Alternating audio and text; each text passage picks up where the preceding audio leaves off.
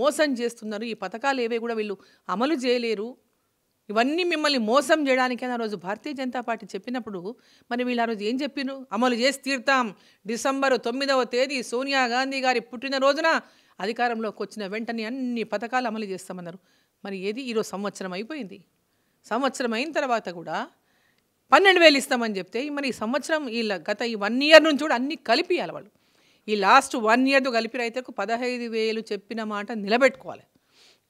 లేదా మేము రైతులని మోసం చేసినామని ముక్కు నేలకు రాసి తప్పైందని క్షమించమని కోరాలి రైతుల్ని.